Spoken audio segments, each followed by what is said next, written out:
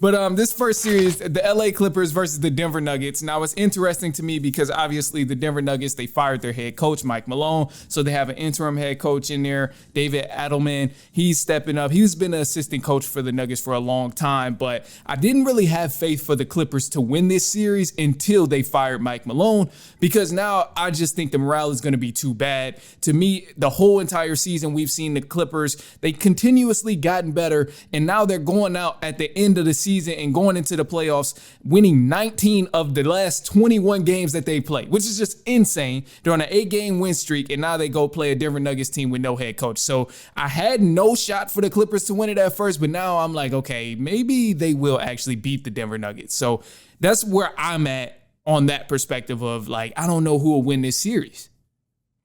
Yeah, this is gonna be a good series. I actually agree with you because I still feel like it was a silly choice for the Denver Nuggets to fire Michael Malone 4 or 5 games away from the playoffs.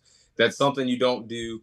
But I like the Clippers in this series. I actually have them winning in 6. I think it'll go to 6 at least. But I like the Clippers playing on both ends of the ball well. Like you said, they've won their last 19 out of 21 games. A healthy Kawhi Leonard is a problem, in my opinion, for the Western Conference. James Harden is starting to cook up as well, so he's playing pretty good. A lot of people don't talk about it, but Jeff Van Gundy has assistant coach for the Clippers out there in LA with Ty Lue. They have played really well on the defensive end of the ball this year. So I think with all those intangibles and all those reasons why, I think the Clippers are going to get past the Nuggets in 6. Okay, I'm not mad at the 6. I'm not mad at the 6 games, and I think it can happen because, like you said, Kawhi Leonard, when he's healthy, man, he's a dangerous player. And obviously, he's finally getting into his routine. He's getting settled in again. But James Harden has been on a tear as well throughout the season. Now, the thing that concerns me is obviously you got to consider this one factor. Some dude out there with the Denver Nuggets named Nikola Jokic. Like obviously, the Nuggets don't have a coach right now, but I can't help but to think, like, Nikola Jokic is kind of like an on-court coach. Like, this dude can do everything. So that does concern me, honestly, when I'm thinking about that.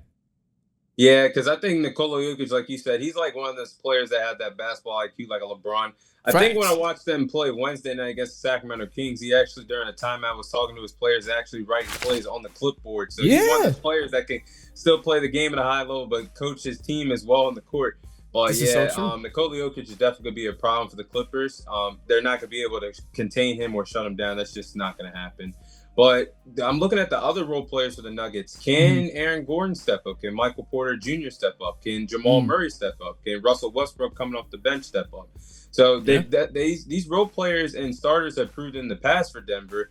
But I want to see what they can do against this Los Angeles Clippers team that is basically hot as a forest fire heading into the postseason. This is so true. You know what they say about Jamal Murray? They say he only step up big when he play the Lakers. If he ain't playing the Lakers, they say Jamal Murray ain't stepping up and he ain't really making nothing happen. So with this matchup, I kind of want to focus on the matchup wise now. On paper, looking at the roster, I kind of side with the Clippers as well, but I've done that in the past, and it never really made a difference come postseason. I think they have a slightly deeper team than the Denver Nuggets. But like you said, if Murray can step up, if Gordon can step up, if Michael Porter Jr. can step up as well, then obviously the series, might be different.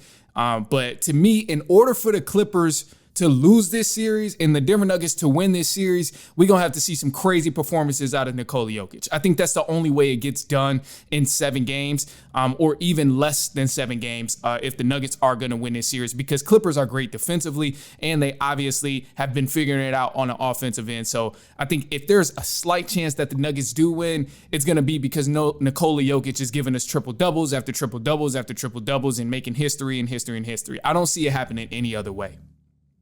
Yeah, and that brings up a good point because, yes, it's phenomenal to average a triple-double like he did in the regular season, but you're playing like basically every other night in the postseason. You got to be available, and if your legs aren't underneath you, you're not going to have much success in the postseason. So if they drive Nikola Jokic to the ground, have him at least play 34, 35 minutes a night, I mean, he's used to it, of course, but I don't think that's a recipe for success to drive your best player into the ground, and you need your legs underneath you for the postseason. This is true. It's not sustainable, and we've seen that with the Knicks, which we'll explain that series and talk about that series pretty soon. But we've seen that with the Knicks last year is Tibbs gave the guys so many minutes, and they played so many minutes throughout the series that by the time they even made it to the Eastern Conference Finals made it to the next round, I should say, they were already beat down and bruised up and couldn't even continue on the fight. So it's like you don't want that same thing to happen to the Nuggets. But either way, I see the trip ending right here